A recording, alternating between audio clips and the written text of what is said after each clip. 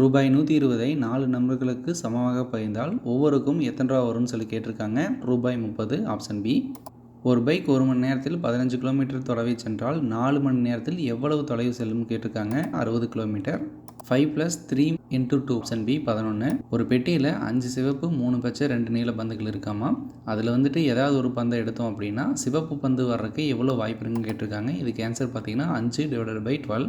ஒரு எண்ணின் 25% என்பது 50 என்றால் அந்த எண் என்னன்னு சொல்லி கேட்டிருக்காங்க. 200. ஒரு கணம் அப்படிங்கிறது எவ்வளோ வினாடின்னு கேட்டிருக்காங்க. 60 வினாடிகள். 7, 14, 28, 56, 112. ஒரு செங்கட்டில் 4 பக்கமும் சமமாக இருந்துச்சுன்னா அதோட பரிமாணம் என்னன்னு சொல்லி பார்த்தீங்கன்னா ஆப்ஷன் ஏ சதுரம்.